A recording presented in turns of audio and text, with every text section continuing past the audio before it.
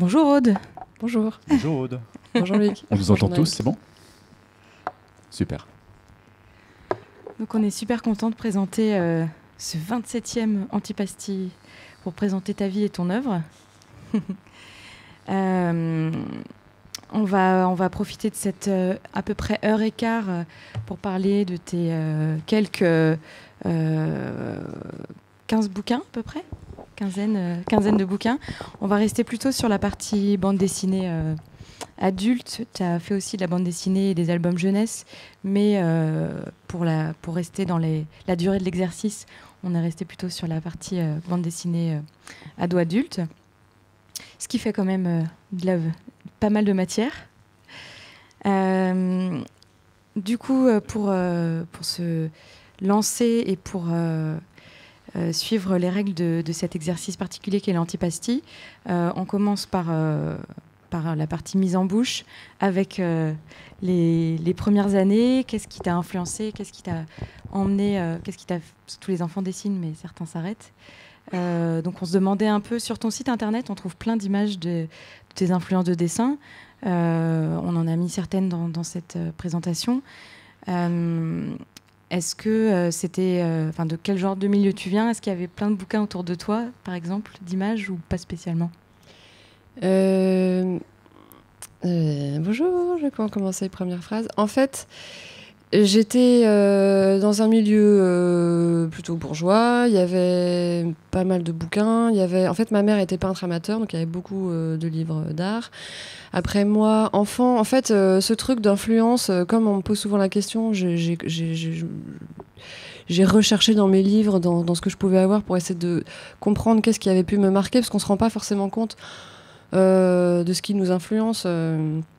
Et parfois, moi, mon dessin est parfois assez loin de ce qui a pu me marquer graphiquement.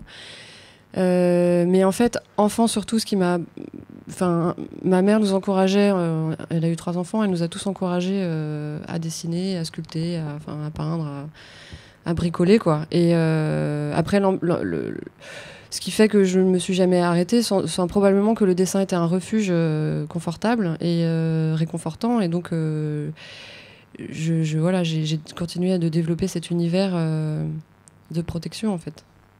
Et c'était valorisé, en plus, comme c'était valorisé visiblement dans la famille. Oui, voilà. Oui, parfois ma mère encadrait un dessin qu'elle trouvait particulièrement réussi. Enfin, c'est bête, mais ça, je pense pour un enfant de 8 ans, c'est valorisant, c'est vrai. Et puis ensuite à l'école, quand tout le monde s'arrête de dessiner, mais c'est plus la jeune adolescence, quoi, et que toi tu continues de dessiner, tu peux épater les copains et les copines parce que tu fais une caricature de prof ou je sais pas quoi, ça marche très bien. Là, derrière nous, il y a une image de Maurice, de Lucky Luke. Tu lisais des bandes dessinées enfant, gamine, ado? Alors oui, c'est mon père qui avait des bandes dessinées, donc oui, il y avait les Lucky Luke, il y avait beaucoup Franquin. Il y avait Alix, parce que ma sœur s'appelait Alixane. Je réfléchis. C'était aussi les Gaston Lagaffe. Des gros classiques. Mais pas tant que ça. Mais il avait quelques séries comme ça Franquin beaucoup, quoi. Ouais, Tintin, bien sûr, tous les Tintins. Mais c'était assez restreint quand même. On se demandait justement si toutes ces références que tu affiches sur ton site, on pense à Steinberg, à Sampé, à ce genre de personnes. Est-ce que ce sont des références que tu as côtoyées quand tu étais enfant? Est-ce que ça faisait partie de la bibliothèque familiale? Est-ce que ce sont des références que tu as côtoyées par l'enseignement quand tu as fait des études d'art graphique après? Ou est-ce que ce sont des rencontres autres ou des évidences qui se sont forgées une fois que ton trait, ta ligne à toi est arrivée? Sampé, oui, mon père avait les bouquins de Sampé, il en avait même un dédicacé de Sampé. J'imagine très mal mon père faire la queue pour se faire signer un bouquin, mais il y en a une, voilà. Et je réfléchis, il y avait Bretéché aussi, maintenant je me souviens. Mais Steinberg, par exemple, ça c'est plutôt une découverte tardive, plutôt effectivement d'études aux Arts Déco, là. Mais là, ce dessin-là qui est affiché, moi, il m'a fait un choc quand je l'ai vu, parce que mon père était quelqu'un de très tyrannique. Et donc ce dessin, c'est moi et mon père, quoi. C'est la petite fille qui essaye d'exprimer quelque chose peut-être un peu niais, mais et l'adulte qui défonce le truc avec sa logique raisonnable. Je trouve que le dessin Steinberg, il a une façon d'exprimer des concepts en dessin qui est absolument fulgurante. Après, à l'école, je me souviens que je faisais l'espagnol et j'y avait Kino dans les bouquins d'espagnol, et c'était pas les Mafalda, c'était les dessins comme ça, c'était des dessins muets, un peu, enfin politiques en fait. Ça, vraiment, c'était une révélation. Mais je n'avais pas retenu son nom et je l'ai redécouvert plus tard.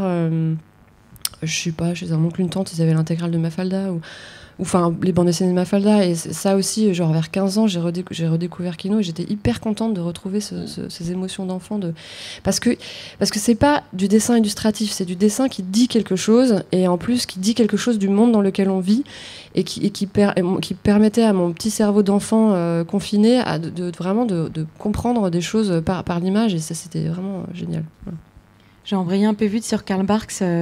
Moi, ça, c'est pareil, c'est extrait de ton site internet. Et ça me fait beaucoup rire parce que on retrouve changement de micro. On retrouve c'est le genre de dessin qu'on peut voir dans tes BD et qui font beaucoup rire en eux-mêmes. Enfin, le côté les personnages à qui il arrive des emmerdes, qui essayent de rester sérieux, mais ce côté burlesque. Cette tête-là de Donald m'a fait penser à tes têtes d'ampoule. Enfin, on reviendra plus tard à tes persos. Tu veux dire, forcément choisi pour ça, celui-là. Non, parce que je trouve que les dessins sont géniaux, parce que tu vois, et on sent le poids du canard, tu vois. Comme il est potelé et tout, il est un peu lourd, il est hyper. C'est vrai qu'il est stressé. Et je trouve ça. Je suis quelqu'un d'assez stressé, et donc quand le dessin exprime bien l'émotion du personnage qui essaie effectivement de contenir sa panique totale. Et c'est vrai que j'aime bien ça. Je trouve que ça, c'est qu'il y a tu le décris bien. T'arrives mieux à expliquer ce que moi je retrouve dans tes dessins, enfin le point commun entre cette vignette et ce qu'on retrouve dans certaines de tes BD. Oui, non, mais effectivement, je vois ce que tu veux dire. Mais c'est vrai que ce canard porte tout son poids mort, c'est-à-dire tout son poids qui ne fait rien, et c'est dur à dessiner sans effet du poids mort. Bah là, on sent, je sais pas, c'est un dessinateur génialissime, de toute façon, Barks. On rigole de lui, mais on a un peu pitié de lui aussi. Il finit toujours par s'en sortir. Ça faisait aussi partie de des influences. T'en lisais des mangas Oui. Alors, comment je suis tombée sur... je sais plus du tout... parce que ça, alors, c'était pas du tout dans ma famille, pas du tout. Mais je me rappelle pas, peut-être à la télé il y avait déjà les dessins animés, où je crois, mais quand j'étais en seconde, donc c'est assez tard, je fuyais, j'étais la bouc émissaire d'un groupe de tarés, de meufs insupportables qui m'insultaient dès que je m'approchais d'elles et tout, c'était horrible. Et donc je fuyais le lycée à la pause déjeuner, et j'allais à la Fnac, qui était quand même, fallait marcher vite pour avoir le temps de lire, et je bouffais tout ce que je pouvais comme bande dessinée, et j'ai le souvenir de lire Dragon Ball Z là-bas. Après, je les achetais, donc j'attendais, je piaffais d'impatience tous les mois, je crois, on pouvait acheter le truc. J'adorais. Le dessin aussi. Bon, moi, je préfère les premiers, parce qu'après, il devient plus acéré, là, ça reste assez rond, mignon. Voilà. On n'a pas précisé, mais t'es né et t'as grandi à Paris, où tu vis toujours ? Oui, absolument. Non, je suis née à Genève. Non, j'ai passé mes 6 premières années à Thonon-les-Bains. D'accord. Parce que mon père bossait à Genève, et donc ma mère, il vivait à Thonon-les-Bains. Donc on était dans une espèce de corps de ferme dans un parc de château là, qui s'appelait Ripaille, très joli nom. Et donc on était beaucoup dans la nature et dans cette maison. Et voilà. Et je suis arrivée à Paris, j'avais 7 ans. D'accord. Mais la Fnac dont tu parles, du coup, pour le fait. Oui. C'était pas à Ripaille. Bon, celui-ci, on l'a laissé, c'est pareil, c'est dans tes influences pour la ligne. Ça m'a fait penser à un bouquin dont on parlera pas mal tout à l'heure, Idéal Standard. L'hôpital, les lignes, les couleurs différentes selon les...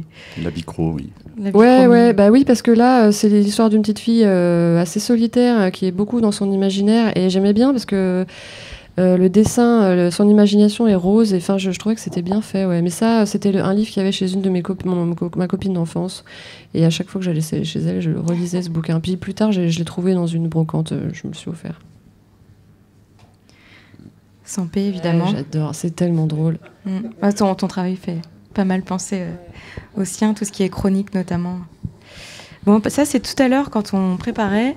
Loïc a eu un flash, il dit Mais c'est à ça que ça me fait penser depuis. Les têtes Depuis le début. Tu sais, moi, parfois, quand je vois tes personnages parler, s'exclamer, je pense beaucoup à l'histoire de la grenouille à grande bouche. Ouais. Tout le monde connaît cette histoire de la grenouille à grande bouche. Et notamment, on a ces personnages qui sont en arrière-plan sur Fanfare. Oui, et cette bouche grande ouverte, en fait, et j'ai eu un flash. Ça fait plusieurs jours que je me demande, mais à quoi me font penser les personnages d'Aude Picot quand ils parlent comme ça, trop fort? Bon, à plein d'amis qui sont là tard en soirée, évidemment, mais aussi aux personnages de la Linéa avec cette bouche incroyable qui s'ouvre. Et on s'est demandé, de fait, si c'était quelque chose que tu avais vu aussi. Je regardais ça, effectivement. Mais grande adolescente, quoi. Parce que petite, j'avais pas le droit de regarder la télévision. Ou peut-être, on avait peut-être pouvait regarder Zorro le dimanche soir ou un truc comme ça. Mais donc la Linéa, j'ai des souvenirs hallucinés de les Linéa. C'est génial ce truc. Et d'ailleurs récemment, parce que maintenant il y a un truc qui s'appelle Pingu qui passe là. Vous connaissez Pingu?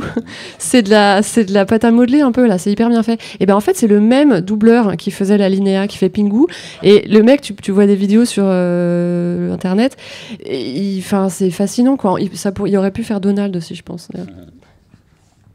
On va continuer, on va pas rester sur on va passer au moment où tu rentres dans l'action. Donc là, il y a quand même un saut entre l'enfance, l'adolescence et ce premier bouquin en autopublication. Et le saut, c'est tes études aux Arts Déco de Paris. Oui, attends, un saut... un saut temporel oui, d'accord. On est passé de la FNAC en seconde entre les aux Arts images. Déco. Voilà. Ouais, alors entre-temps quand même, j'ai fait donc j'ai toujours beaucoup dessiné, mais pour moi il fallait absolument que je fasse une école d'art publique parce que j'ai toujours été dans des écoles privées catholiques de filles, donc je voulais être dans une école publique, je voulais sortir de ce système de psychopathe. Et donc j'ai fait une prépa pour intégrer une école, enfin pour tenter des concours aux écoles d'art. Et dans cette prépa, ils nous encourageaient beaucoup à avoir des carnets de croquis, donc avoir toujours un carnet dans son sac. Qu'il vente, qu'il pleuve, qu'il neige ou quoi. Et en fait, ça me convient bien. Et j'ai commencé à mélanger les dessins d'observation à mes dessins d'humeur. En fait, là, j'arrive à faire des phrases longues, continues et à peu près logiques. Mais j'avais des gros problèmes d'expression quand j'étais plus jeune. J'étais vraiment très, très introvertie. J'avais du mal à exprimer mes émotions. Et donc, le dessin était un support... vraiment de catharsis quoi. Donc je mêlais mes dessins d'observation avec de temps en temps une petite page de petit à petit, c'est ça qui a pris le plus en plus de place. Et donc quand je suis arrivée aux Arts Déco, j'avais déjà pas mal travaillé mais un peu sans le montrer quoi. Et ça, ce truc que tu montres là, c'est un projet que j'avais avec une copine, on était assez fusionnels, après on s'est fâchés à mort et tout ça, c'est l'évolution logique. Histoire. Et elle s'appelle Domiti Collardet, c'est fâchée à mort, on peut pas dire ça, mais c'est une excellente dessinatrice et elle a un vrai génie. Et on a fait une expo toutes les deux, on faisait partie de la même fanfare aux Arts Déco. Et elle a fait une série de dessins et moi j'ai fait une bande dessinée. En fait, quoi que je fasse, ça me ramenait toujours au livre. Voilà. Alors que je pensais que je serais graphiste et tout ça, et que je bosserais pour Marie-Claire à la maquette ou je sais pas quoi. Ben, en fait, ce qui m'intéressait, c'est de faire des livres, de raconter quelque chose, de condenser quelque chose, parce que l'objet me plaît, me parle, et voilà. Non, justement, tu as passé un diplôme en graphisme multimédia. Et qu'est-ce qui fait que tu as été vers cette voie-là? Parce que je pense que tu pouvais passer un diplôme en illustration, avec quelque chose plus proche du dessin, de la narration. Qu'est-ce qui fait que tu as choisi cette voie? Comment ça s'est imposé à toi? Est-ce que c'est le poids de la famille qui dit qu'il faut faire un travail sérieux, travailler chez Marie-Claire, tout ça ou non, mais c'était un poids que j'avais intégré. Moi, je voulais, être auteur. Déjà, ça me semblait absolument pas à ma portée. J'arrivais pas à faire une phrase, alors écrire un livre, tu vois, je me projetais pas du tout. Et puis j'avais un peu essayé la bande dessinée et je trouvais ça très laborieux et je pensais que j'en aurais jamais la capacité, quoi. Donc j'ai commencé, donc j'ai fait mes études de graphisme. J'étais nulle, les profs étaient affligés. Mais bon. Clin d'œil pour les jeunes dans la salle qui. L'espoir est mais permis. bon, comme je m'accrochais quand même. Après, j'ai réussi à passer mon diplôme et j'ai eu une note correcte parce que j'ai fait un livre interactif. Donc, j'ai encore un livre. Donc, je faisais de la programmation et tout. Voilà.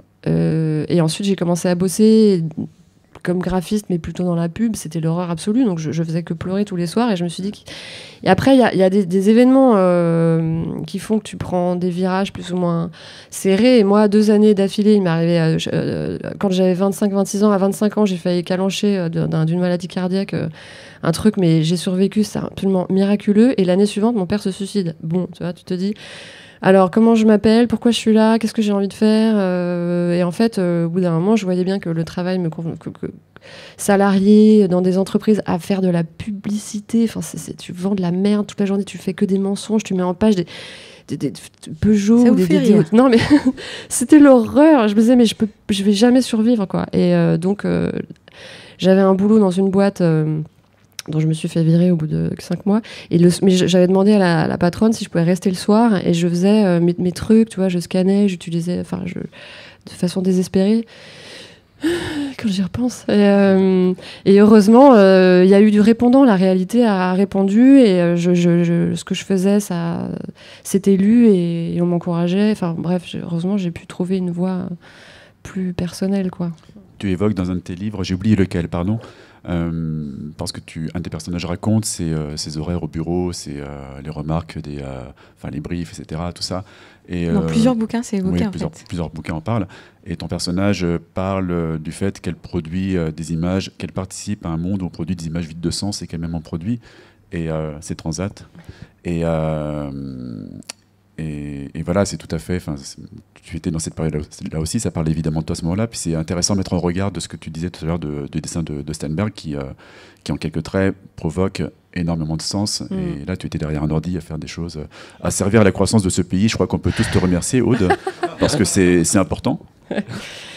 Ouais, non, vraiment, j'ai des souvenirs de rentrer chez moi en pleurant. Mais d'ailleurs, dans le Moi-Je, qui est un des premiers bouquins que j'ai fait, il y a un dessin où j'appelle, et c'est une vraie conversation, j'appelle une copine en disant mais c'est horrible, j'aime pas ce que je fais, je prends tout mon temps, et j'ai le temps de rien d'autre. Et la meuf qui avait un boulot de merde aussi disait bah quoi, c'est comme ça pour tout le monde, qu'est-ce que tu crois, ma vieille, c'est ça d'être adulte et tout. Genre, non. Donc bon, on peut s'en sortir, heureusement. On a un peu avancé dans le temps, mais on va revenir du coup au côté biblio, parce qu'on n'a pas le choix, parce qu'on a fait le déroulé des images comme ça. On ne peut pas faire. C'est comme ça la vie, Aude. Moi, quand tu racontes même les périodes sombres, tu le racontes d'une manière assez rigolote, et ça me fait penser à quelque chose que je t'ai entendu dire sur Moi-Je, c'est que c'était... Tu t'exprimais dans des carnets, entre autres pour des choses... Bon, ça, ce dessin-là, en l'occurrence, c'est plutôt drôle, mais il y avait des choses sombres, et que quand tes potes voyaient ton carnet, ça les faisait rire. Et ce décalage-là entre... Tu racontes... Ouais. Le Moi-Je, qui est première petite auto-édition j'ai fait quand j'étais encore étudiante, effectivement, j'avais ce carnet, donc ces carnets de croquis qui s'étaient transformés en carnet d'humeur, en fait. Et quand j'ai commencé à oser le faire lire, les gens rigolaient, et j'étais mortifiée, quoi, parce que c'était hyper sérieux, c'était mon désarroi. Et en fait, en fait, les gens, ce qui était vraiment super, c'est que les gens se retrouvaient dans... Donc déjà, pour moi, c'était un soulagement, parce que ce que je pensais être... un malaise, un mal-être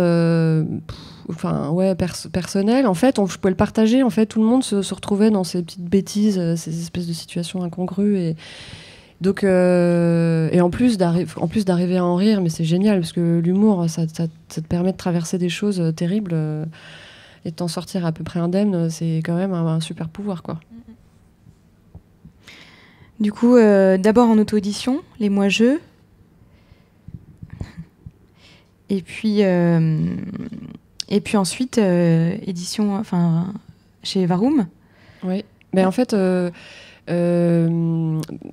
Vendry Leroy et Benoît Pretzeil, on était de la même promo, on n'était pas dans la même classe, mais on était de la même promotion aux Arts Déco de Paris. Là. Donc les créateurs de cette et voilà. Et quand justement j'ai commencé à faire lire mon truc et les gens me disaient bah fais-en quelque chose, je me suis dit ah bah oui, je vais en faire un bouquin après tout, puisque depuis que je suis petite, je refais mes machins, je les couds moi-même, et je me suis dit bah. Et puis on m'a dit bah va voir Vendry et c'est comment ça marche, donc. Bon, il m'a un peu pris le truc des mains comme ça, oui, vas-y, je fais le truc. Et lui, il avait piraté les cartes de photocopieuses ou je sais pas quoi, donc il inventait tout sur les photocopieuses de l'école. On utilisait là, l'atelier de sérigraphie pour faire les couvertures, c'était vachement bien. Donc on a fait une première version, mais je la trouvais moche, j'étais pas contente. Je voulais refaire tous les dessins et tout. Vendredi, il me dit, on s'en fout et tout. Donc il a vendu tout son truc, c'était génial, parce que lui, il connaissait le réseau des librairies qui acceptent en dépôt-vente à Paris. Moi, je connaissais pas du tout ça. Lui, il était complètement à l'aise là-dedans. En plus, c'est un super bon commercial, donc c'était incroyable. Et après, j'ai refait le truc toute seule, parce que voilà, j'ai refait mes dessins, j'ai choisi un beau papier, j'ai fait un truc à ma façon, et je suis allée dans les librairies comme lui disait, et j'ai trouvé ça horrible, parce qu'il y en a qui ça les intéressait pas du tout. Et puis après, donc tu déposes 5 exemplaires, après t'appelles, est-ce que vous en avez vendu un? J'ai trouvé ça vachement difficile comme aspect du métier. Enfin, quand tu fais de l'auto-édition, en fait, il faut vraiment passer par là. Moi, j'étais trop inhibée, quoi, je pense. Et donc, quand on est sortis de l'école, Vendry et Benoît ont monté leur structure, et donc on a bossé ensemble, et c'était super. Par rapport au trait que tu développes dans les 2 mois jeux, et ce trait qui est très identifiable tout de suite, qui est très identifiable tout au long de ta production qui suit également, est-ce que le fait qu'à l'époque, tu travaillais en agence, tu n'avais pas beaucoup de temps, est-ce que le peu de temps, le fait de devoir faire ces dessins avec peu de temps, ou entre 2 pleurs le soir et 3 commandes et 4 briefs, ça a servi l'économie de ton dessin, ou est-ce que ça n'a rien à voir vraiment? Est-ce que c'était vraiment tu parlais du dessin refuge tout à l'heure, est-ce que ce refuge s'est traduit par une économie, une épure, parce que pas le choix, ou parce que c'est comme ça que tu exprimes les choses? Non, ouais, ça n'a rien à voir avec... Non, en fait, c'est venu progresser. Mais en fait, comme c'est lié à l'émotion, il y a un instantané. Tu dessines en même temps que tu penses. Et finalement, la pensée, elle est fugace. Donc le dessin, il est rapide, quoi. Et puis, il y a aussi... c'est comme une prise de notes, en fait. La première version des Moi-Jeux, elle est vraiment très, très mal dessinée, parce que c'est des extraits de carnet bruts. Et donc, ta pensée, tu la notes avant qu'elle s'évapore, en fait. Donc, je pense que ça vient de là. Mais il y a aussi que je dessinais... c'est bizarre, parce que j'avais un dessin académique très classique, et en même temps, mon dessin plus spontané était très...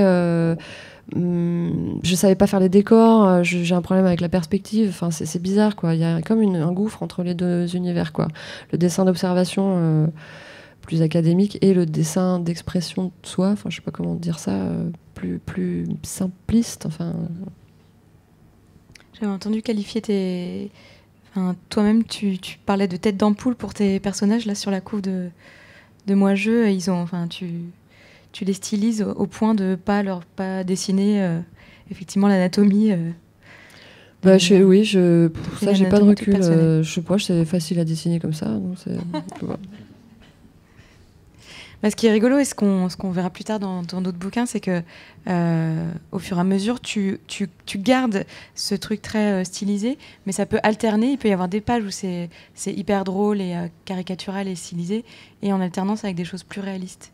Donc tu as donné de l'ampleur à ta grammaire de dessin aussi au fur et à mesure. J'essaie de progresser, j'essaie d'évoluer un peu. J'arrive à faire des décors maintenant, c'est quand même bien. Avant, je faisais juste une ligne, un trait en arrière-plan, comme ça, genre une pièce. Donc oui, en fait, tout ce qui peut servir le récit,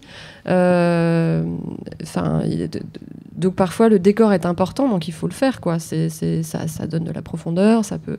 Mais donc j'ai tendance maintenant, je chiade un décor 1 ou 2 fois, et puis après je l'esquisse, puisqu'on a compris, on a mémorisé, on n'a pas besoin. Donc, mais si dessiner une chaise hyper bien c'est nécessaire, il faut le faire. Mais c'est variable. Donc, ça y est, là, dans notre timeline, t'es autrice, tu ne veux pas faire de l'autopublication parce que tu veux pas faire toutes les... Parce que j'en ai pas les qualités, ouais, surtout de vendre mes trucs. Et ça nous emmène sur la suite. Donc, Moi-Jeux et José, c'était en 2004, fin de tes études. Ouais. Et ensuite, tu l'as évoqué tout à l'heure, le bouquin Papa qui était publié en 2006. Qui n'était pas prévu à la base pour être un Alors non, t'as mis des dessins ou pas de... Ouais.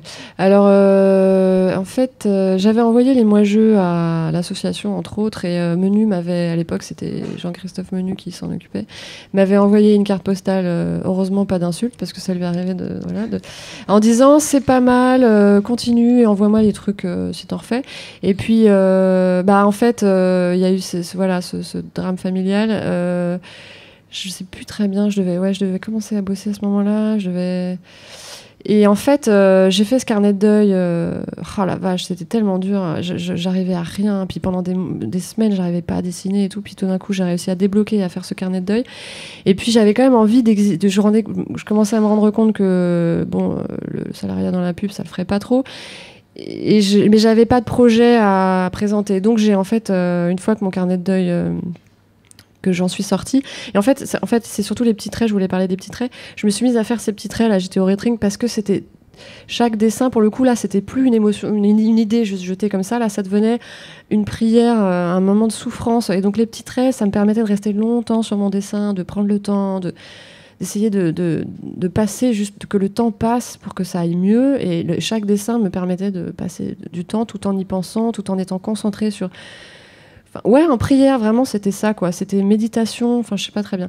Et donc, quand je suis arrivée un peu au bout de mon carnet et que je commençais à pouvoir respirer un peu normalement, j'ai photocopié mon truc et je l'ai envoyé à Menu en disant, écoute, j'ai pas de projet à te présenter, mais voilà où j'en suis, en fait. Et puis, alors après, on s'est rencontrés, on a beaucoup discuté et il m'a proposé d'éditer. Et moi, j'étais pas à l'aise du tout. Je trouvais ça un peu... bizarre, quoi. Et puis finalement, j'ai discuté avec ma famille et eux, ils trouvaient ça bien. Ils m'ont encouragé, donc on a sorti ce bouquin. Et en fait, pour moi, c'était génial parce que ça m'a permis de rencontrer des auteurs de la BD indépendante, quoi. Parce qu'avant, je faisais un blog, donc je rencontrais des gens du milieu du blog, donc qui étaient super dynamiques, incroyablement vivants. C'était une façon de s'exprimer géniale. Mais je sais pas, c'était pas ma famille intellectuelle. Je sais pas comment dire, c'était pas exactement ce que je cherchais, mais je savais pas bien ce que je cherchais. Et donc d'être publiée à l'Asso, ça m'a permis de rencontrer les auteurs de l'Asso. Et je suis toujours en lien, je partage le même atelier depuis 10 ans maintenant. C'était une rencontre géniale et ça m'a ouvert beaucoup de perspectives. Puisque tu parles du blog, en tout cas si on suit les dates de publication qui correspondent rarement aux dates de production de tes pages, puisqu'il y a pas mal de choses qui sont faites aussi, qui ont été publiées soit dans la presse, soit sur Internet. Donc là, en l'occurrence, c'est vraiment le monde du blog, puisque c'est un ping-pong dessiné, collectif, qui était publié en ligne. Et donc, un recueil en est sorti en 2008. Et là, sur la couve, ce sont les pseudos des auteurs et des autrices, qui représente aussi du coup les personnages de la bande dessinée. Et si tu peux nous parler un peu de ce projet et qui y avait sous ces pseudos. Ouais, alors que je me remémore. En fait, ça c'était un truc avec Domiti. On avait vu qu'il y avait des blogs en fait c'était des blogs autobiographiques et en fait on trouvait que c'était quand même pas ouf, quoi. C'est pas en termes de dessin, mais de contenu. Et donc on s'est dit, vas-y, on fait un faux blog autobiographique. Et donc on s'est chacune créé un avatar. Et puis moi j'avais rencontré Boulet à... Qu'est-ce qui se passe ? Un match de foot. Et Boulet était très... déjà, lui, il faisait son blog, il avait vachement de succès, tout ça. Et puis, il était marrant, quoi. Et donc, on s'est dit, bon, puis on avait un autre dessinateur aussi qui s'appelle Olivier Talek, plutôt dessinateur jeunesse, hyper drôle, avec un humour... Et donc, on a commencé à 4. Et ça, c'était génial parce que, alors à l'époque, je devais avoir fini de bosser en agence et j'étais en freelance. Et je bossais chez moi. Mon père m'avait acheté un ordi qui m'a planté au bout de 2 semaines, l'enfer. Tu sais, les énormes ordis d'avant, quoi, avec un écran, mais énorme, je pouvais pas le porter toute seule. Et tous les logiciels avaient planté, c'était la cata. Bref, j'avais quand même... il m'avait payé, mon père aussi m'avait offert mon premier abonnement Internet. Et donc, on fait ce blog et c'était super parce que je bossais seule chez moi et c'était... Après, j'ai eu un atelier avec des copines des Arts Déco. Et en fait, donc, on se répondait, on se donnait vaguement, on se mettait d'accord vaguement sur un thème et puis, genre, je poste un dessin. Donc, le lendemain, machin réagit et fait un truc. Ensuite, machine, nanan. Et c'était super marrant et c'était un dialogue... Enfin, ça, c'était très, très amusant. Très, très, très amusant. Et le dessin était... il fallait que ça aille vite. C'était gratuit, donc on n'était pas... Donc, il fallait que ce soit quand même un peu lâché. Et moi, ça m'a vachement aussi permis de réfléchir. Parce que j'étais en pleine problématique de est-ce que je peux être auteur, est-ce que je peux écrire, Et comme on abordait plein de sujets, on faisait genre zombies, je sais plus, la peste, super-héros. Et en fait, je me rendais compte que j'étais capable, quel que soit le sujet, d'avoir des idées. Ça venait que en fait plus on produit, plus parce que j'avais une espèce de superstition que si tu produis trop, bah genre tu te vides de ta substance, alors qu'en fait non, c'est une mécanique, l'écriture, que tu acquiers quoi, et que tu développes et que tu peux perfectionner. Enfin, et puis en plus je bossais avec Boulet qui était quand même un auteur déjà installé. Il y avait aussi Lisa Mandel, il y avait Erwan Surcouf, donc ça m'a permis de rencontrer des auteurs déjà confirmés. Le son du micro a changé, non, c'est bizarre. Bref. Et c'était une super expérience. Ouais.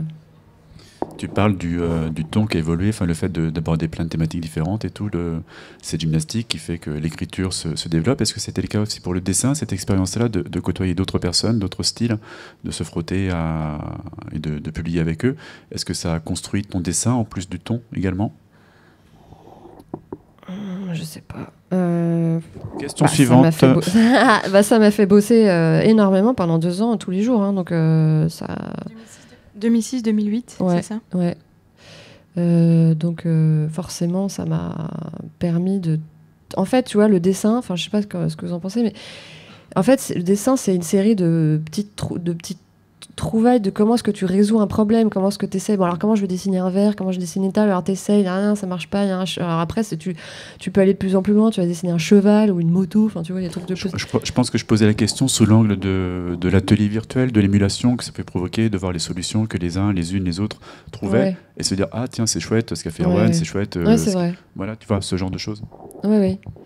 Bah oui, forcément, oui, tiens, mais j'étais habituée à regarder aussi, enfin les images, j'en bouffais depuis mon enfance, donc de toute façon, c'est un truc qui est tout le temps là, quoi, de réfléchir, de regarder un dessin, de dire ah non, c'est pas con, là vient, ah tiens, superposition, ah ouais, les couleurs, enfin comment, oui, effectivement, mais ça c'est un truc constant en arrière-plan dont je me rends même pas compte, je pense. On continue, il y avait pour parler. On l'a mis pour aussi pour le contraste avec des choses qu'on suivit. Et puis tu disais, tu gagnais bien ta vie grâce à Eva, mais tu n'avais pas le temps de dépenser. Non, mais tu bossais tellement que... Ça, c'était grâce à Vendry que j'ai eu ce plan boulot. C'était hallucinant. Enfin, C'était donc Voici qui ne pouvaient pas faire de produits dérivés à partir de leurs photos publiées dans le magazine, puisqu'ils avaient des procès sur le dos pour quasiment chaque photo. Donc, ils se sont dit, bon, la bande dessinée... Donc, Vendry connaissait un mec de chez Voici. Donc Vendry connaît toujours un mec. Ouais, c'est clair. Et donc, je leur ai proposé une idée, on a discuté. Mon idée, c'était de leur mettre la lectrice de Voici dans Voici, donc la meuf... qui voudrait être cool mais qui arrive jamais à être cool, mais qui se fait toujours refouler à l'entrée des boîtes et tout. Et donc c'était un personnage de fille très superficielle en fait, et qui m'a permis moi de prendre mon indépendance et mon autonomie, parce que j'étais payée. Je me souviens, j'avais contacté une nana qui bosse pour elle. Il y a Soledad qui fait les dessins et une journaliste, je crois, qui fait le scénario. Et j'avais trouvé son contact et elle m'avait dit qu'elles étaient payées à 2000 balles. Genre, elle, le texte 500, la dessinatrice 400. Donc moi, j'ai dit, Voici, je vais être payé 1000 balles. N'importe quoi. Oui. Ils ont fait, oh, ok, les 3 premiers mois, on va tester, t'auras 800, parce que... ok. Et donc, j'ai gagné 1000 € par semaine pendant... j'ai tenu 1 an et demi, je crois. Donc, c'est colossal. Et je travaille... En fait, je savais pas faire la mise en couleur sur Photoshop, je savais rien faire. Mais je savais rien faire. Donc, j'ai tout sur le tas appris. Donc, je passais des heures à faire mes détourages. Je savais pas qu'on pouvait faire le pot de peinture. Enfin, bon...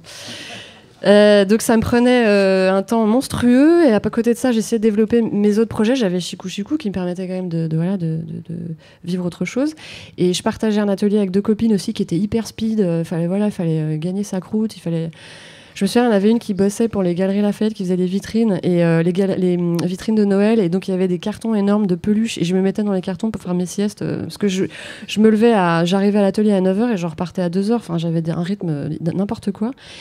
Et au bout d'un moment, je me suis dit que c'était plus possible. Et en plus, j'avais rencontré les gens, Rupert Imlo de l'association avec qui je m'entendais vraiment bien, que je commençais à voir régulièrement. Et je me disais, mais eux vivent avec 3 francs 6 sous. Ils ont un système D, mais hallucinant. Moi, qu'est-ce que je m'emmerde avec ces histoires d'argent. Ça, c'est n'importe quoi. En plus, je vivais dans un tout petit studio. J'avais pas besoin de gagner tant d'argent. Ça n'avait aucun sens. Donc, j'ai appelé le mec de Voici pour dire que je voulais arrêter. Et là, il m'a dit, mais Aude, c'est une question d'argent. Et j'ai fait... Je peux avoir plus, mais c'est pas. Donc, bref, j'ai coupé le robinet des sous, j'ai tout dépensé petit à petit pour financer mes ambitions d'écriture, quoi. Et de voyage, ce qui nous amène. Alors que tu aurais pas de graphiste chez Marie-Claire, quoi, franchement. Ouais, j'ai raté un truc, je suis sûre. Le confort. Ce que tu racontes là, c'est ce que le personnage de Transat, qui est un avatar de toi-même, vit au début de l'histoire. Donc là, on rentre déjà dans le...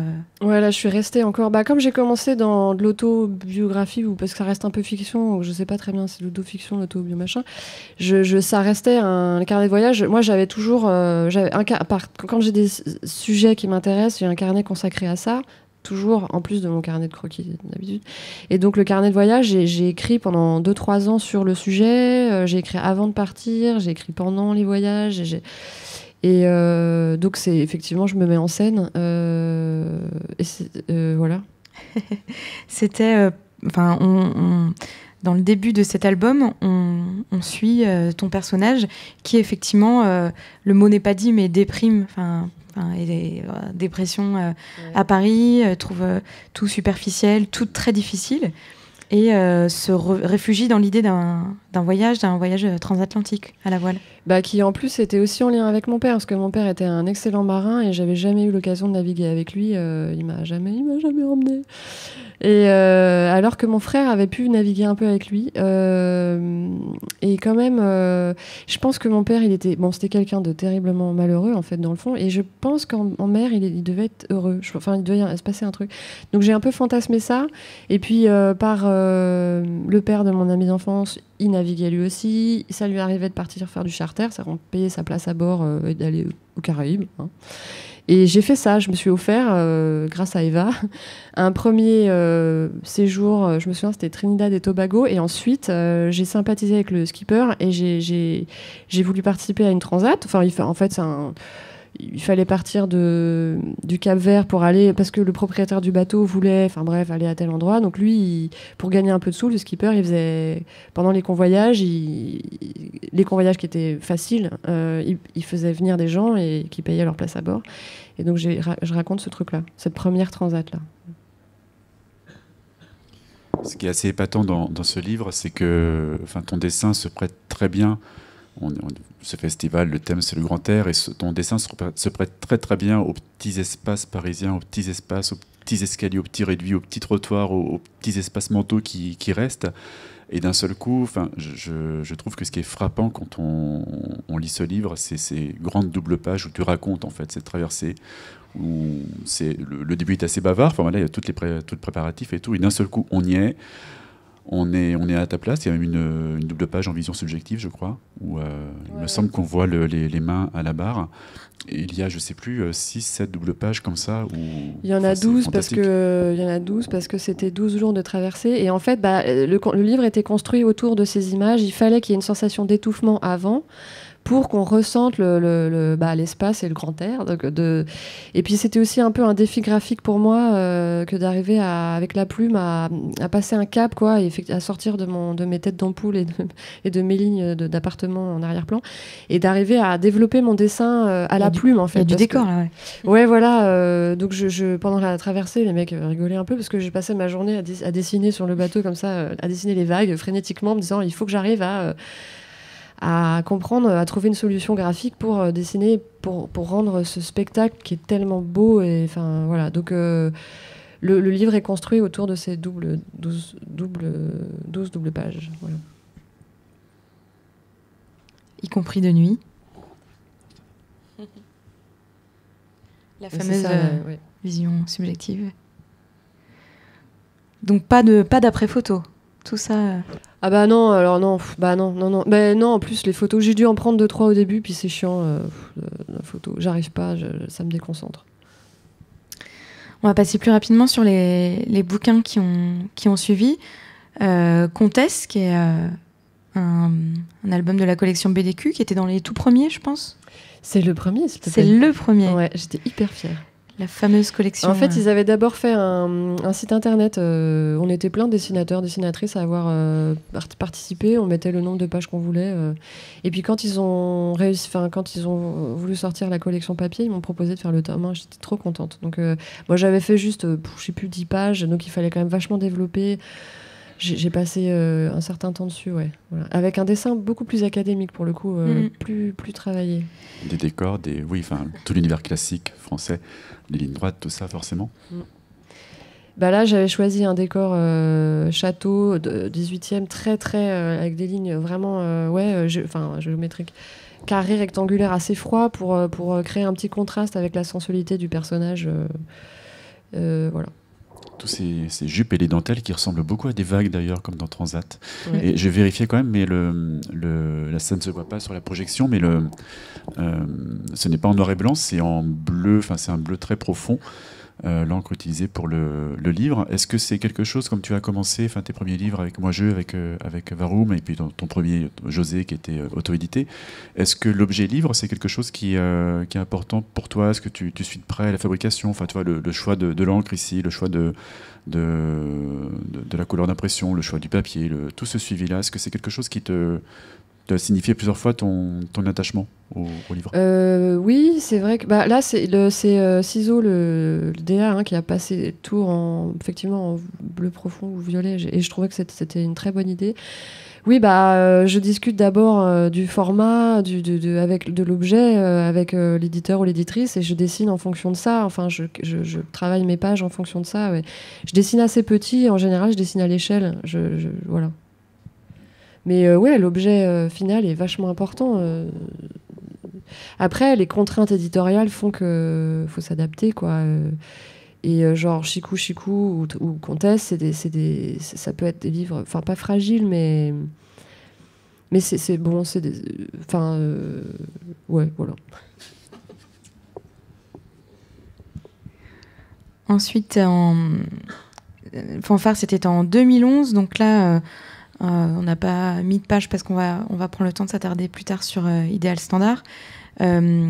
Fanfare, c'est le même thème que dans José, sauf que là, il y a toute une écriture des personnages. C'est comment la vie de Wish Lorraine.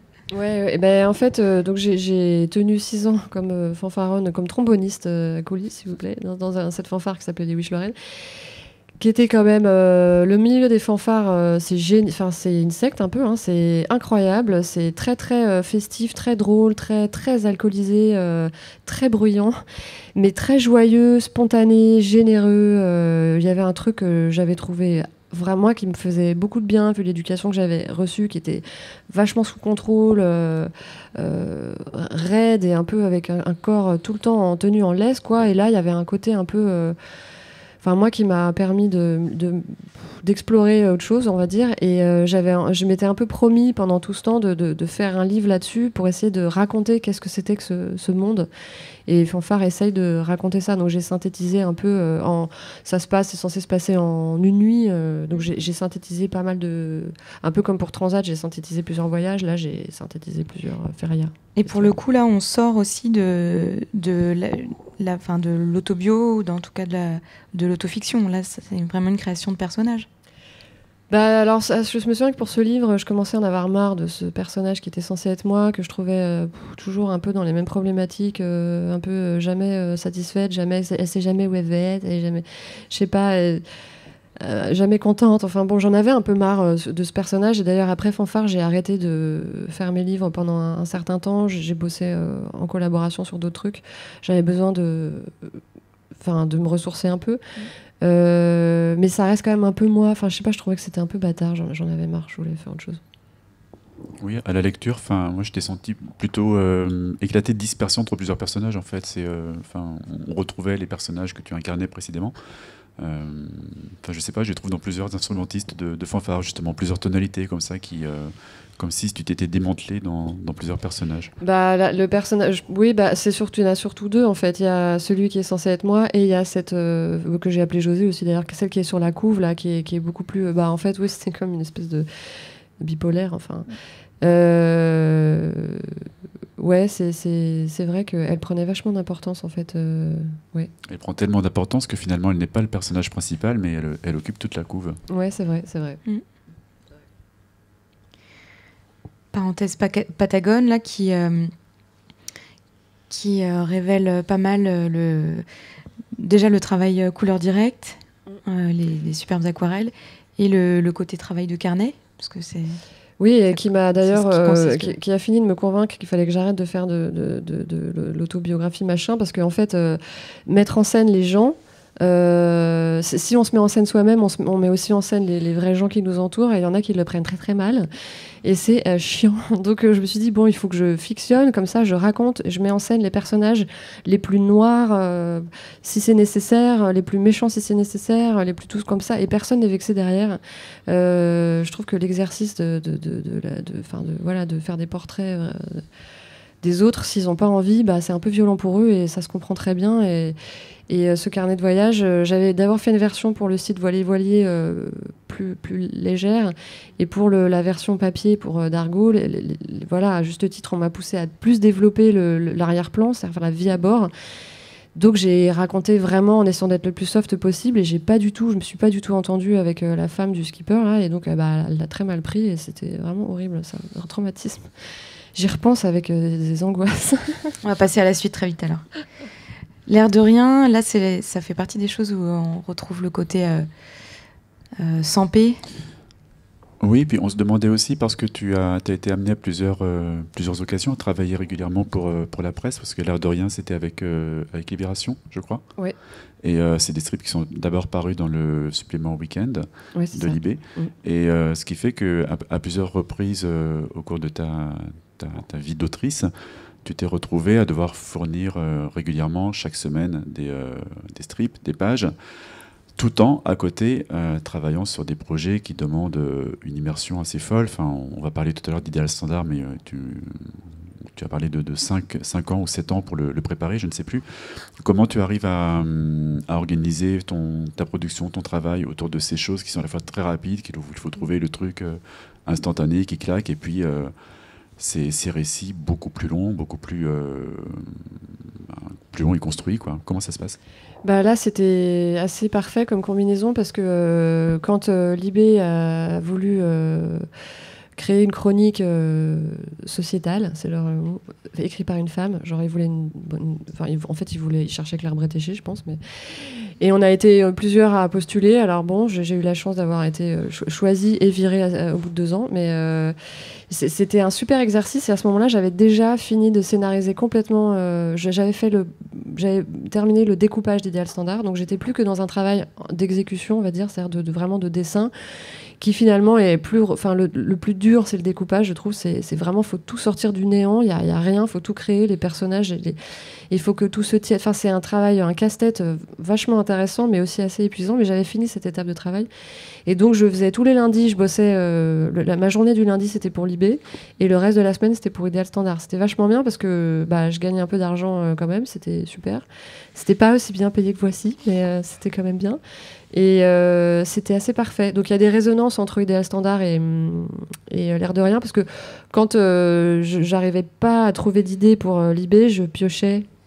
Moi, j'ai dû le faire 2-3 fois, mais dans Idéal Standard, une scénette qui me semblait pouvoir correspondre, et je la travaillais en format strip, quoi. Okay.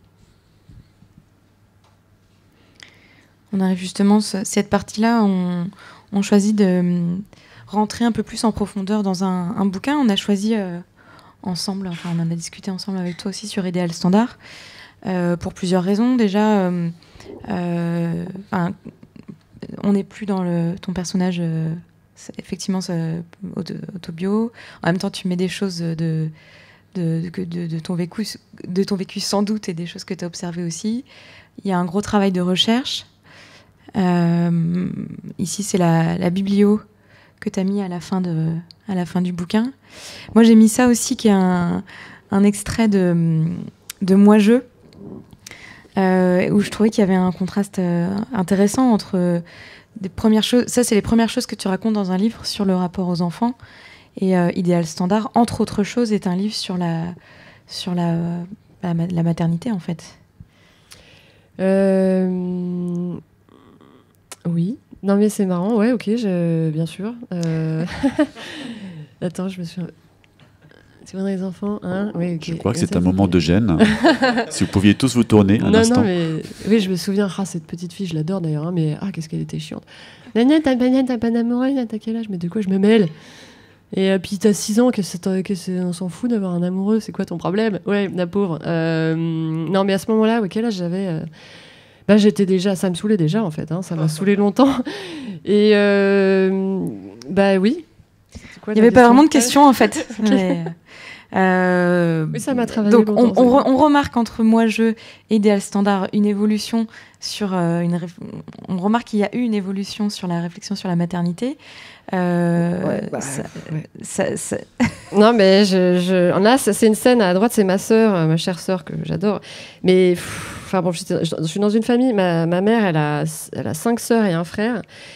Ils ont tous fait entre 3 et 6 gosses. Et tous, ils se sont mariés, tous mes cousins, donc j'en ai 25, ils se sont mariés entre 24 et 25 ans. Et ils ont tous fait pareil, entre 3 et 7 enfants. Repeuple la France. Moi, je me sentais quand même un peu le mouton noir là-dedans. Toujours, tu vois, c'était violent en fait comme contraste. Et ça m'a demandé du temps d'arriver à trouver ma place en étant qui j'étais et en m'acceptant telle que je suis et en les acceptant tels qu'ils sont. Donc voilà, ça fait partie des réflexions de fond. Pour reprendre les choses par un autre bout, il y a cette bibliographie. Donc tu as lu tous ces bouquins et peut-être d'autres pour préparer le bouquin. Tu avais des ambitions de l'ordre de la sociologie, de l'anthropologie. Oui. Comme moi j'étais en colère et en souffrance, je trouve toujours des prétextes pour souffrir beaucoup, de toute façon. Mais il fallait que je trouve des réponses à mes questions. Et la sociologie, c'est génial. Et le féminisme, les bouquins que je lisais, pour moi, c'était de la sociologie. Alors avec l'axe féministe, quoi, un axe de lecture un peu orienté, mais quand même, ça m'a énormément aidée. Et j'ai trouvé ça, fascinant, et j'avais envie de faire partager ces découvertes en fait, ce qui sont un peu, c'est toujours un peu naïf, mais et parce que je trouvais que je trouvais que la problématique de la femme célibataire qui peut pas se projeter dans une vie de famille, j'avais pas de réponse dans les œuvres, quoi, je me souviens, il y avait ce film avec ça m'énerve parce qu'à chaque fois je retrouve jamais le titre. Il y avait eu un film à grand succès sur l'histoire d'une femme seule. Il y a Hugh Grant dans le film. Bridget Jones. Oui, voilà, c'est ça. Et le film était super, mais il était drôle et ça racontait pas du tout la souffrance en fait. Et moi je voulais parler de ça, je voulais parler à quel point ça pouvait sembler, ça pouvait être hyper dur. Et donc la lecture m'a permis de construire et de pas être que dans le pathos, parce que le pathos c'est marécageux, ça va pas. Il fallait que ce soit réfléchi, construit, et donc toutes ces lectures de bouquins m'ont permis d'argumenter aussi, de faire le tri dans mes idées et de hiérarchiser les sujets, et voilà. Le personnage de Claire, qui donc l'héroïne, le personnage de ce livre, qui est trentenaire, infirmière dans un service néonat. Il y a de très belles scènes. Tu racontes ces scènes de travail de manière assez formidable. Tu remercies à la fin du livre le service néonat du CHU de Créteil, il me semble. Et tu as été beaucoup là-bas, visiblement, pour pour observer, pour étudier. Oui. Et Oui. juste une petite question, en plus de cela, tu as beaucoup évoqué le dessin comme refuge, le dessin, d'une part comme lecture, le dessin et la narration comme refuge, à la fois pendant l'enfance, à la fois quand tu travaillais pour la croissance de ce pays et quand la vie parisienne et tout, qui fait que tu as besoin de moments cette transat pour couper avec tout le reste et tout. Là, d'un seul coup, effectivement, tu abandonnes ton propre personnage, tu en construis un tout autre, et en plus, tu vas observer, tu te sers d'observation d'autres personnes, pas des amis, pas des gens que tu connais, qui se retrouvent dans tes livres après, avec qui tu te fâches, mais simplement des inconnus, j'imagine. Est-ce que c'est quelque chose qui était... c'était la première fois que tu faisais ça? C'était vraiment lié à ce livre? Est-ce que ça te donne envie de continuer à faire ça pour d'autres projets? Oui. Au bout d'un moment, moi, je tournais en rond. J'avais l'impression de répéter tout le temps la même chose. Et puis le petit milieu artistico-parisiano, quand même, c'est sympa, mais... Voilà, c'est mon milieu, hein, donc j'y suis très bien. Mais je ne pouvais pas raconter tout le temps la même chose, c'est pas possible. Ça tourne en rond. Et donc, pour Idéal Standard, il fallait que ce soit, fallait que ce soit autre chose que mes petits machins, mon petit nombril, tout ça. Et en plus, il fallait qu'elle soit en néonate. C'était pour moi, je sais même plus comment j'ai entendu parler de néonate. Donc la néonate, c'est l'hospitalisation des nouveau-nés. C'est hyper chaud, quoi. C'est hyper violent. Mais aussi, ça servait vachement mon sujet parce que c'est parler de maternité, mais hors stéréotype, quoi. La néonate, on peut pas être dans le stéréotype, on est que au cas par cas, on est que dans la découverte. Si tu viens en néonate, c'est aussi, ce livre m'a pris beaucoup de temps parce que j'ai passé du temps à chercher un service qui m'accueillait, parce que c'est des services très sécurisés, très fermés, parce que les petits sont vraiment très fragiles. Donc, heureusement, j'ai trouvé ces gens incroyables à Créteil qui m'ont accueilli. Donc j'y suis allée. Je crois que c'était 2 matinées par semaine pendant 2 mois. Et ensuite, eux, ils ont une association avec l'hôpital de la Havane. Et donc, j'ai pu les accompagner à Cuba, voir comment ils bossaient. C'était incroyable. C'est des gens absolument incroyables. Et mais hyper enrichissant de s'intéresser à la vie des autres et au travail, surtout. Et en fait, eux, ils m'ont accepté parce qu'ils veulent communiquer sur leur métier, parce que c'était mignon, je trouvais, mais en fait, eux, ils ont comme problème, c'est que quand les parents arrivent en néonate, ils sont en telle situation de trauma, c'est qu'ils comprennent rien de ce qu'on leur explique et ils reçoivent aucune info, et donc les médecins ont du mal à communiquer, et donc les médecins qui m'accueillaient, le chef de service qui m'accueillait disait peut-être que si on en parle plus, les gens seront moins traumatisés et ce sera plus familier, et donc ce sera moins difficile de soigner les enfants, et en fait en même temps aussi un peu les parents, parce que ça reste j'ai trouvé que c'était génial, quoi. Donc j'aimerais continuer dans cette voie-là. Après pas dans des milieux aussi. C'était tellement. Les journées passées en néonate, j'en ressortais, j'étais exsangue. Mais bon, les gens. Bref, je pourrais en parler longtemps, hein, mais il y a une énergie, c'est incroyable, c'est cosmique. Je pense que c'est dans Transat aussi, où ton personnage regarde dans le dictionnaire masculin, féminin. Enfin, visiblement, ça date pas d'Idéal Standard, le questionnement sur qu'est-ce qui est associé au féminin, qu'est-ce qui est associé au masculin. Et c'est aussi tout ça qui est brassé dans Idéal Standard. Oui. Ouais. Est-ce que tu veux que je formule une question plus claire? Non, mais c'est vrai que ce truc, ça m'a pris. Non, mais je suis très. C'est vrai que ça reste toujours un problème. Je bute un peu là-dessus tout le temps, mais c'est vrai qu'on a des symboliques. En fait, et donc le symbolique associé au féminin et la symbolique associée au masculin. Et à chaque fois que j'essayais de lire là-dessus, je retrouvais tout le temps les mêmes trucs qui me rendaient dingue. Et c'était que donc la symbolique masculine, c'est l'action, c'est quand même l'action, et la symbolique féminine, c'est la passivité, quoi. Enfin, je trouvais que c'était toujours trop négatif du côté féminin et trop positif du côté masculin. Mais je pense que c'est qu'une façon de voir. Enfin bref, j'ai toujours pas résolu ce truc à l'intérieur. Ça commence à. J'ai l'impression que la société n'a pas hyper bien résolu ça. Non, mais en fait, ça dépend comment tu regardes les choses. En fait, et effectivement, après, le consensus général, pour l'instant, je trouve, est un peu caricatural.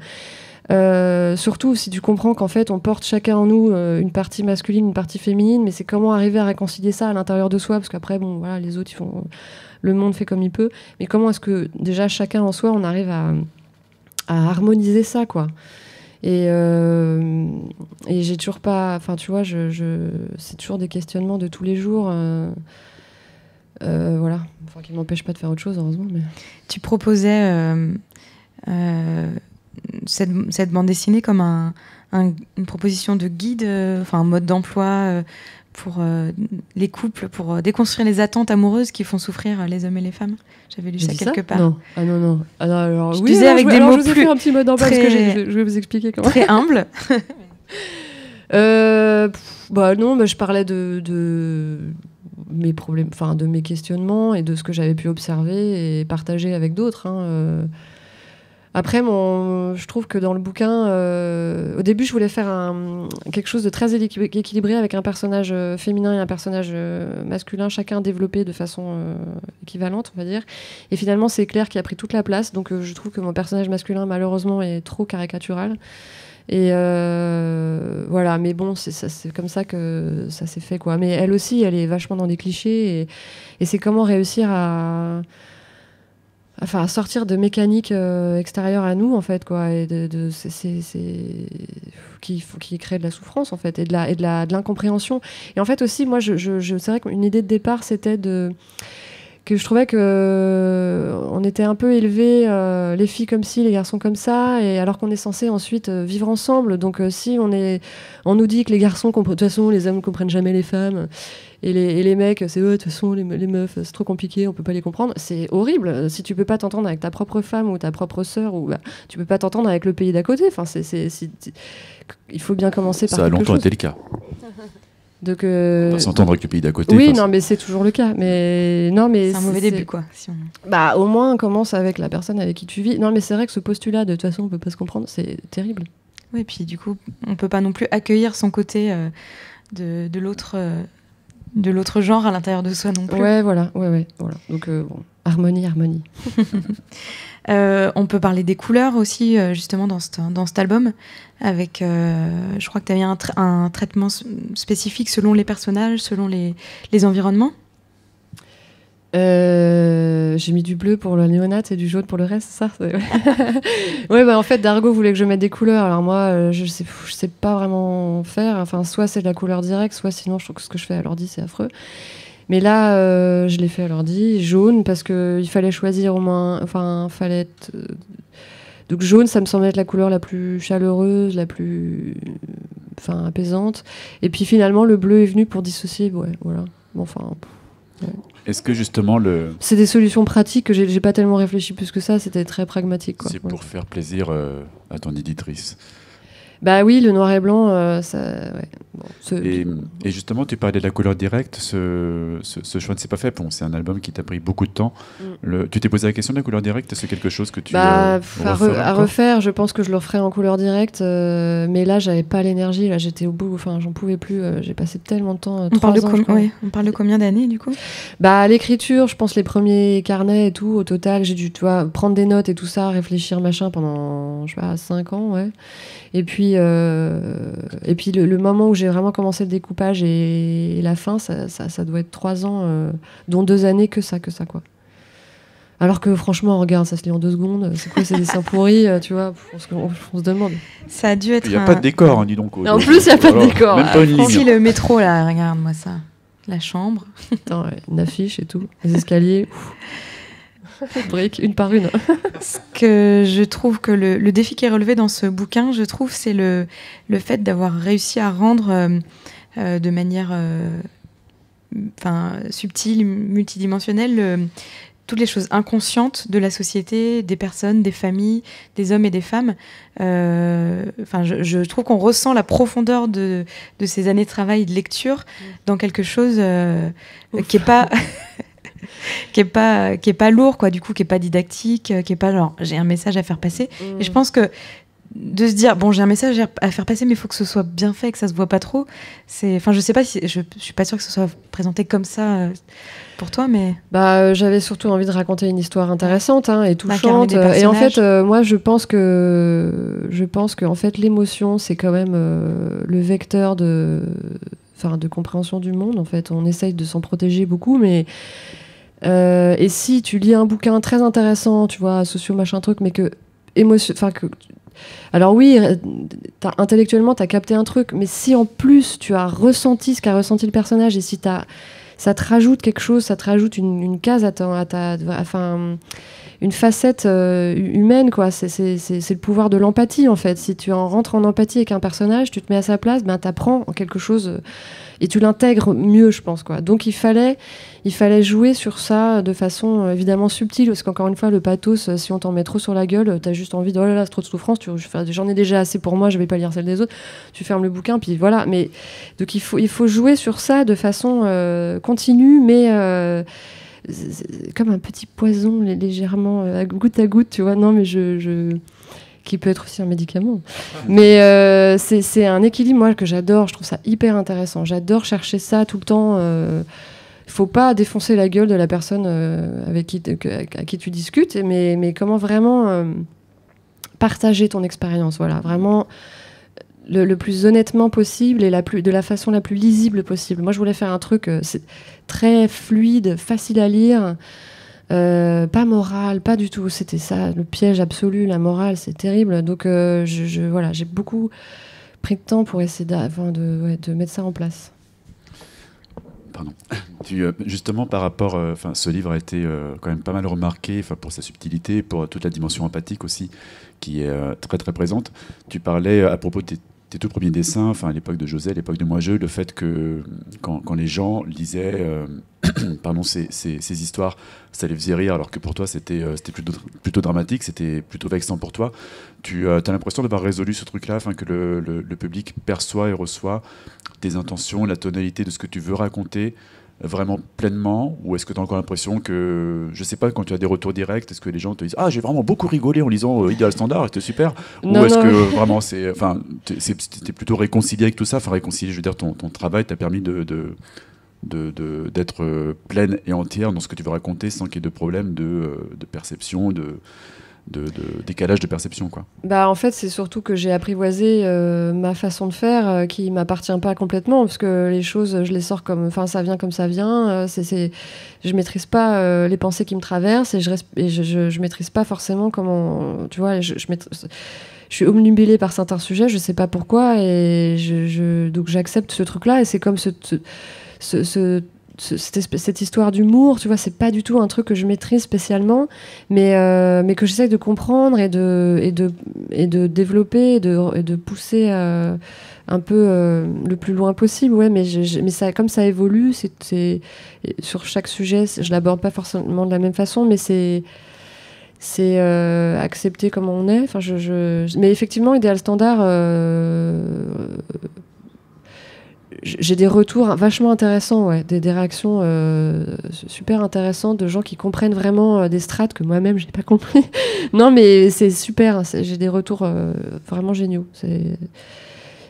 Comme je me suis donné vraiment beaucoup de mal pour ce projet, c'est réconciliant, quoi. Voilà. Et juste une dernière question par rapport à Idéal Standard également. Vu le temps d'écriture qu'il t'a demandé, je crois que tu as fait tout le storyboard auparavant, c'est ce que tu disais tout à l'heure, tu as fait tout le découpage auparavant. Ouais. Vu les sujets, comment dire, la complexité, comment tous ces sujets sont entremêlés, est-ce que tu as été amené à beaucoup réécrire en cours de dessin? Est-ce que la Haute Picot d'un an après, tu es toujours d'accord avec ce que la Haute Picot un an avant avait découpé et raconté? Est-ce que tu as été confronté à des passages? Tu disais notamment que le personnage masculin, tu l'avais un petit peu... tu n'avais pas mis trop le focus sur lui finalement. Et est-ce que c'est quelque chose qui s'est réajusté pendant la phase de dessin? Je pense que j'ai fait un blackout, je ne me souviens plus très bien.